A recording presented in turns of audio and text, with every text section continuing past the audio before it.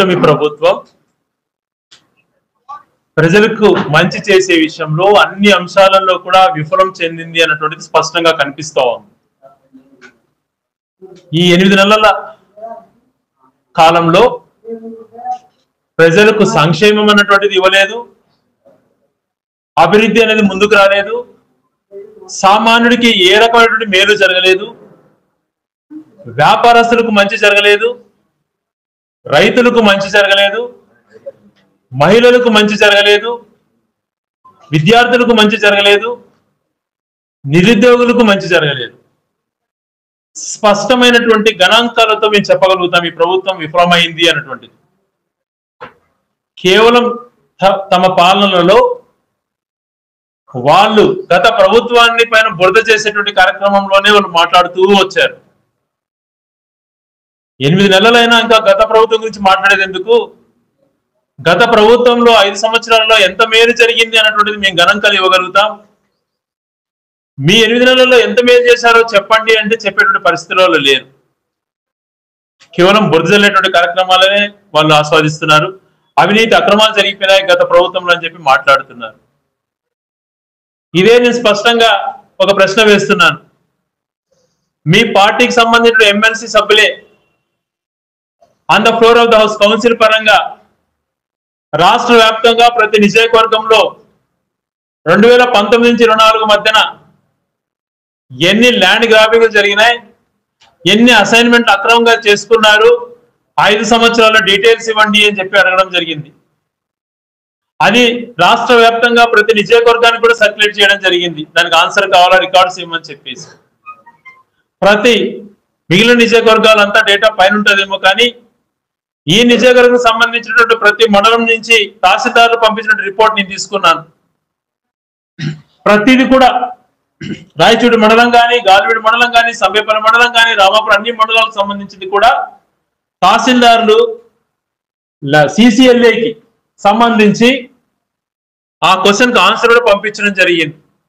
5 సంవత్సరాలలో ఎటువంటి అక్రమాలు జరగలేదు, అసైన్మెంట్ ఎటువంటి గ్రాబింగ్ జరగలేదు అన్నటువంటిది కూడా స్పష్టంగా ప్రతి మండలం నుంచి, ఇదేదో నీకు నాకు ఇచ్చినటువంటిది కాదు, ప్రభుత్వానికి CCLAకి పంపించడం జరిగింది.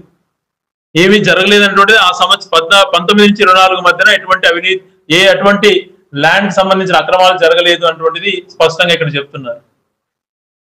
ఇది కాకుండా మేలు చేసినటువంటిది వాళ్ళు చెప్పలేరు, మేము చెప్పుకోగలుగుతాం. ఇప్పుడు 6,000 మందికి ఒకటే చోట నివాసయోగ్యమైనటువంటి 1.5 సెంటు స్థలంలో పేదవాళ్లకు మేము పక్కా గృహాలు నిర్మించడానికి శాంక్షన్ చేసి స్థలాలు అలొకేట్ చేశారు. 40 ఎకరాలు పైగా చన్ముఖపల్లికి సంబంధించినటువంటి ఏరియాలో కూడా అబ్బవరానికి కానీ చన్ముఖపల్లికి కానీ లేఅవుట్ వేయడం జరిగింది. వరిగ గ్రామానికి సంబంధించి 300 మందికి అయితేనేమి, పెమ్మాడపల్లి గ్రామానికి సంబంధించింది అయితేనేమి, మాధవరం గ్రామానికి, ఎండపల్లి గ్రామానికి సంబంధించిన అన్ని కూడా రోడ్డుపైనే వాళ్ళకి పట్టాలు ఇవ్వడం జరిగింది. దాదాపుగా కాలనీలుగా నిర్మాణం అయిపోయినాయి. ఈరోజు అదే కాలనీలు ప్రారంభించుకోవడానికి మీరు ఏర్పాటు చేసుకుంటున్నారు, కానీ కొత్తగా మీరు ఇచ్చింది ఏమీ లేదు.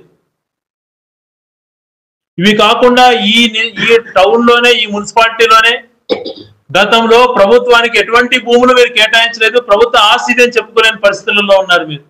ఈరోజు మేము గర్వంగా చెప్తాం, మా హయాంలో 10 ఎకరాలు జెడ్పీ కేటాయించాం, జిల్లా కేంద్రమైందని చెప్పి జెడ్పీ కట్టమని చెప్పి 10 ఎకరాలు కేటాయించడం జరిగింది.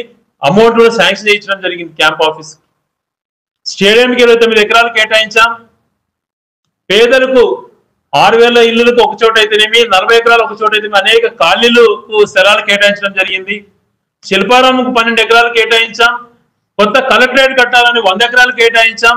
యూనివర్సిటీ కట్టాలని చెప్పి యోగియోన్ యూనివర్సిటీకి దాదాపు 60 ఎకరాలు ట్రాన్స్ఫర్ చేయించాం. 5 ఎకరాలు కేంద్రీయ విద్యాలయానికి ఇవ్వడం జరిగింది. స్టేట్ గెస్ట్ హౌస్ కి అయితేనేమి, కలెక్టర్ బంగ్లా నిర్మాణానికి అయితేనేమి ఒక రూపు తీసుకొచ్చడం రావడం జరిగింది. మరి అదే కలెక్టర్ బంగ్లా దాదాపుగా ఒక 40% కంప్లీట్ అయింది. దాన్ని 6 నెలల్లో కష్టపడి ఈ టయానికి ఆ బిల్డింగ్ అయిపోయింది. ఎందుకని కలెక్టర్ గారు దాని గురించి ఆలోచన చేయలేదో సమాధానం చెప్పాలి కలెక్టర్ గారు కూడా. మరి నిజంగా గతంలో ఏదైనా తప్పు జరిగినంటే తీయండి, బయటకు తీసి యాక్షన్ తీసుకోండి, ఎవరొద్దన్నారు మిమ్మల్ని. ఇప్పుడు మీరు చేసేవి అనేకమైన తప్పులు ఉన్నాయి. పేదవాళ్ళను వేధిస్తున్నారు. పేదవాళ్ళని హింస పెడుతున్నారు. అనేకమైనటువంటివి పేదవాళ్ళకు మంచి జరగాలన్నటువంటిది అనేక చట్టాలు తీసుకొచ్చాం, ఫ్రీ హోల్డ్ కానీ అటువంటివి ఏదైనా అక్రమాలు జరిగినంటే ధనవంతులు ఏదైనా తీసుకొని ఉంటే కంప్లైంట్ దారుడు నాకు బలవంతంగా తీసుకున్నారంటూ కంప్లైంట్ ఇస్తే అతను విచారించండి, తప్పు చేసినంటే వెనక్కి తీసుకోండి, అతనికి అందజేయండి మళ్ళీ ఆ భూమి. అటువంటివి చేయకుండా కేవలం బురద జల్లేదే కార్యక్రమంగా పెట్టుకున్నారు. ఈరోజు గ్రామీణ ప్రాంతాల నుంచి పట్టణ ప్రాంతాల వరకు పూర్తిగా వ్యాపారాలు డౌన్ అయిపోయినాయి. హోల్సేల్ అంగళ్ళు కానీ, రిటైల్ షాపులు కానీ, చిల్లర అంగళ్ళు కానీ వ్యాపారం దాదాపుగా 70% పడిపోయింది అని చెప్పి వాళ్ళు బాధపడుతున్నారు. ఒక పక్కన రియల్ ఎస్టేట్ లేదు, మరొక పక్కన వ్యాపారాలు లేవు, కన్స్ట్రక్షన్ జరగడం లేదు. ఇన్ని రకాల ప్రజలు ఇబ్బందులు పడుతుంటే వాటిపైన దృష్టి పెట్టకుండా బురదజల్లే కార్యక్రమాలు చేయటం సమంజసమా? అవినీతి జరిగిపోయిన అక్రమాలు ఎక్కడ ప్రూవ్ చేయండి. ఎవరు దౌర్జన్యాలు చేశారు? ప్రజాస్వామ్యం అనేటువంటిది బ్రహ్మాండంగా ఉండేటప్పుడు ఈరోజు ఎక్కడ ఏ జిల్లాలో కూడా కొత్తగా ఏర్పాటై అంత మంచి పెరేడ్ గ్రౌండ్, ఎస్పీ కార్యాలయాలు, జిల్లా కార్యాలయాలు, కలెక్టర్ కార్యాలయాలు ఇంత చక్కగా ఎక్కడ కూడా ఏర్పాటు కాలేదు. షార్ట్ పీరియడ్ లో టెంపరీగా చేయగలిగినాం. ఆన్ టాప్ ఆఫ్ ఇట్ 2 సంవత్సరాలు కరోనా వస్తే ఈరోజు దాని గురించి కూడా మాట్లాడుకోవాలి. కరెక్ట్ గా 5 సంవత్సరాల క్రితం ఇదే 2020లో దాదాపుగా మార్చి నుంచి లాక్డౌన్ ఏర్పడి అస్తవ్యస్తమైనటువంటి పరిస్థితులు, ఏ ఒక్కరు ఇబ్బంది పడకూడదని చెప్పి రోడ్లపైకి వచ్చాం, అన్నదానాలు చేశాం, కరోనా పేషెంట్లతో డైరెక్ట్ గా వాళ్ళతోనే ఉన్నాం హాస్పిటల్స్ లో.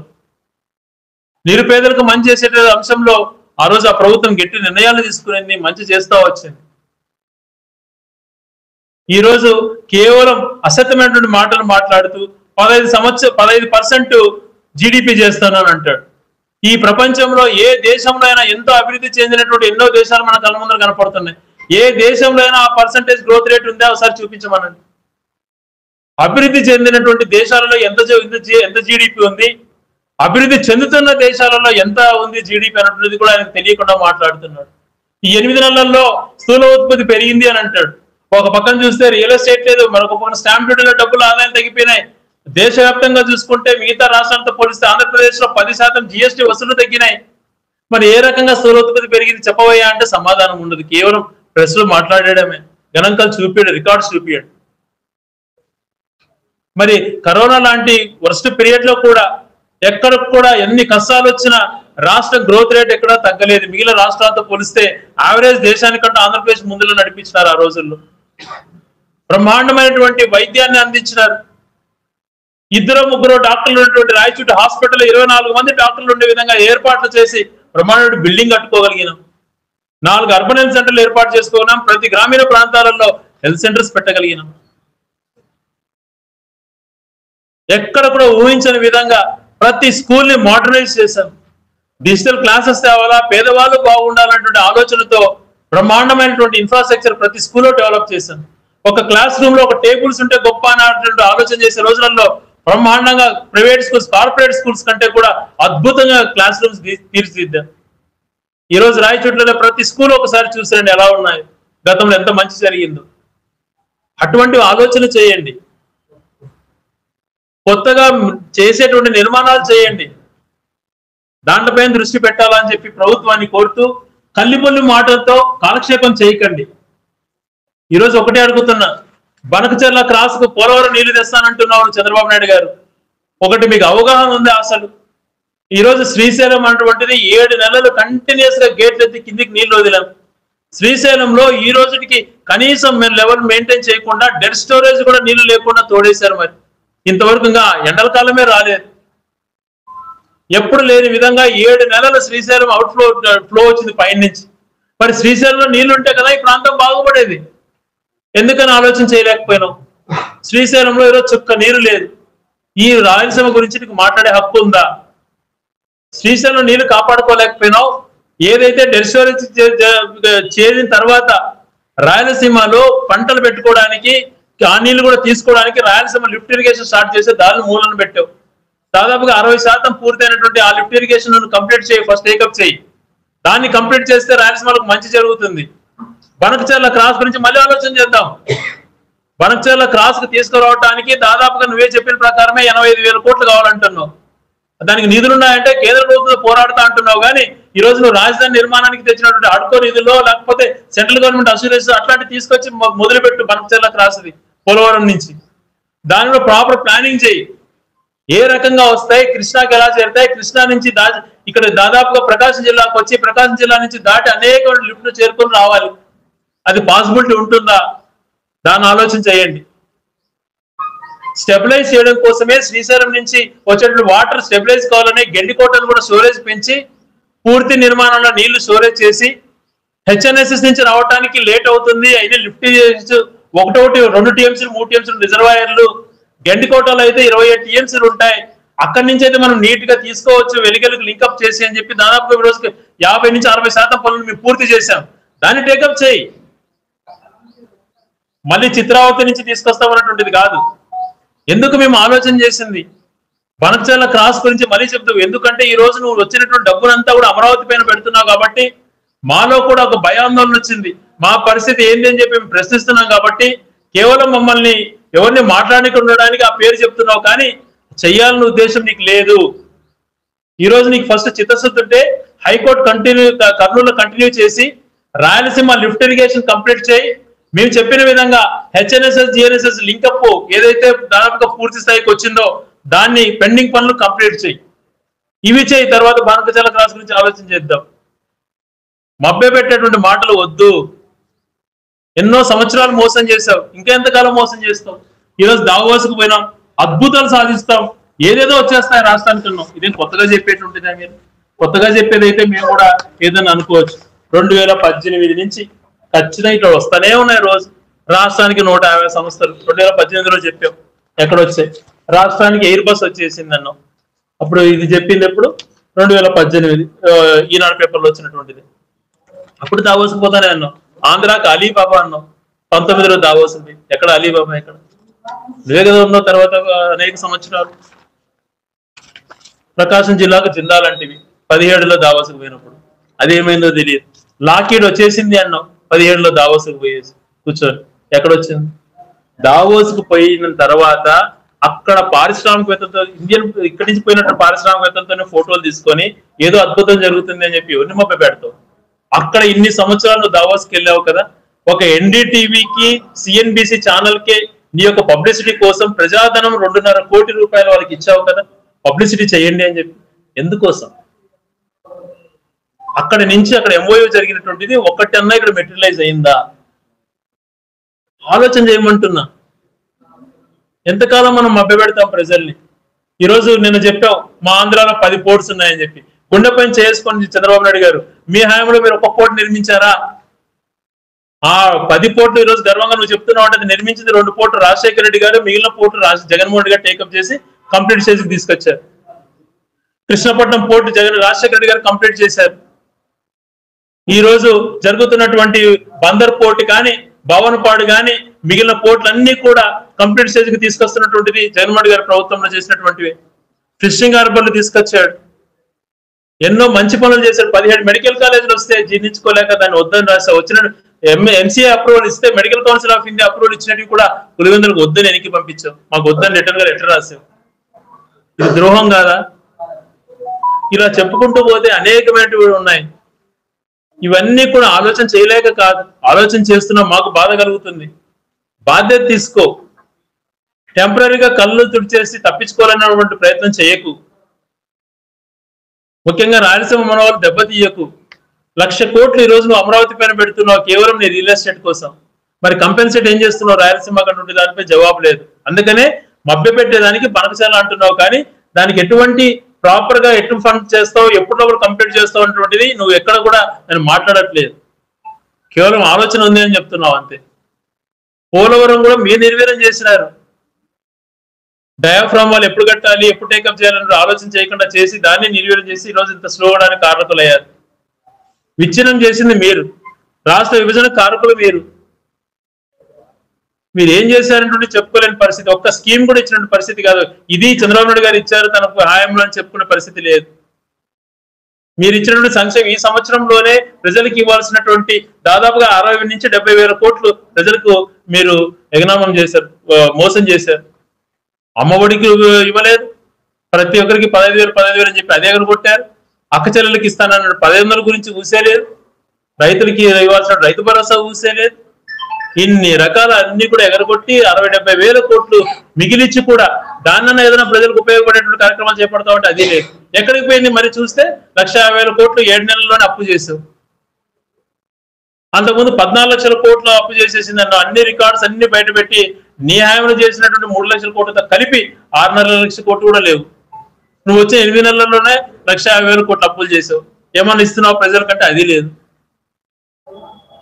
సో గౌరవ ముఖ్యమంత్రి చంద్రబాబు గారిని డావోస్ అనో ఇంకొకటో ఫోటోలలో నీ యొక్క పబ్లిసిటీ కోసం కోట్ల రూపాయలు ఇంగ్లీష్ ఛానల్స్ కి ఇచ్చి ప్రొజెక్ట్ చేసుకోవడం కాదు, ఫీల్డ్ లెవెల్లో ప్రజలకు మేలు చేసే ఆలోచన చేయి.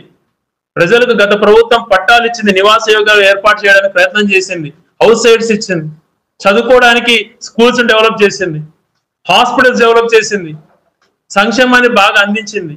మీరు అటువంటి ప్రయత్నాలు చేయండి అని చెప్పి కోరుతూ అనవసరమైన ఆరోపణలు వద్దు. ఈరోజు మీ రెవెన్యూ అధికారులు ఇచ్చినటువంటి డేటాను మేము బయట పెట్టాం. మీరు ఏదన్నా ఉంటే తప్పు జరిగి అంటే దాన్ని వాస్తవాలు తీసుకురండి, ఆ తప్పు జరిగినట్టే యాక్షన్ తీసుకోండి అని చెప్పి కూడా తెలియజేస్తున్నాం. అలాగే మున్సిపాలిటీకి సంబంధించిన ప్రాపర్టీస్ కూడా కొన్ని బస్ స్టాండ్ ఏదైతే ఓల్డ్ బస్ స్టాండ్ ఉన్నిందో ఆ ప్రాపర్టీస్ కానీ మిగిలిన ప్రాపర్టీస్ పైన అవి అన్యక్రాంతం కాకుండా కాపాడాల్సిన బాధ్యత జిల్లా కలెక్టర్ గారికి ఉంటుంది. కలెక్టర్ గారు కూడా తాను ఒక ఐపీఎస్ ఆఫీసర్ అటువంటి తను ఆలోచన చేయాలి. ఒక ఐఏఎస్ ఆఫీసర్ అటువంటిది, ఒక ఐఏఎస్ ఆఫీసర్ ఏ రకంగా ఉండాలి, జిల్లాకు నెంబర్ 1 సిటిజన్, తాను నిష్పక్షపాతంగా ఉండాలి అటువంటి ఆలోచన చేసుకోవాలి. పార్టీల పరంగా కాదు, ఏది పడితే అది రూల్స్ అతిక్రమించి చేసేటువంటిది ఆయన అడ్డు చెప్తేనే కింది స్థాయి అధికారులకు కూడా భయం వస్తుంది. తనే అన్ని వైలేట్ చేస్తే ఇంకా జిల్లాలో అధికార యంత్రాంగం కంట్రోల్ ఉండదు. తన కోసం నిర్మించేటువంటి బంగ్లాని కంప్లీట్ చేసుకోమని చెప్పి కలెక్టర్ గారిని కోరుతూ, ఎదుటివాడు చెప్పేది నిందన మోసేది కాదు, తన వాస్తవాలు కూడా కనుక్కొని నిష్పక్షపాతంగా వ్యవహరించేటువంటి బాధ్యత జిల్లా మేజిస్ట్రేట్ అయినటువంటి కలెక్టర్ గారు కూడా బాధ్యత తీసుకోవాలి. అస్తవ్యస్తంగా రాజకీయాలకు లోన్ అయిపోయి ఒక రాజకీయ నాయకుల్లాగా వ్యవహరించేటువంటి తత్వం మానుకోవాలి. ఐఏఎస్లన్నా ఐపీఎస్లన్నా అధికారులన్నా అత్యంత గౌరవం మాకు ఉంటుంది. ఆ గౌరవాన్ని వాళ్ళు కూడా కాపాడుకొని వాళ్ళ యొక్క ఎయిమ్స్ ఏమున్నాయో రీసెంట్ గా గేమ్ చేంజర్ మూవీలో కూడా కలెక్టర్ల గురించి గొప్పగా చూపించారు. అది ఆచరణ చేయాలి. ఐఏఎస్లు ఆచరణ చేసినప్పుడే కింది స్థాయి అధికారులంతా కూడా బాగా పనిచేసడానికి అవకాశం కలుగుతుంది. కాబట్టి ఆ బాధ్యతను విస్మరించకుండా తనకు ఇంకా ఎన్నో సంవత్సరాలు ఉంటుంది, ఆలోచన చేసుకోవాలి. ఒక పద్ధతి ప్రకారంగా ఒక మంచిగా పద్ధతిగా చేయాలి అని చెప్పి కోరుతూ నిష్పక్షపాతంగా వ్యవహరించాలని చెప్పి మీ ద్వారా విన్నవిస్తూ ముందు తన బంగ్లాను కూడా పూర్తి చేసుకునే విధంగా మీ ద్వారా కలెక్టర్ గారిని కోరుతున్నాను.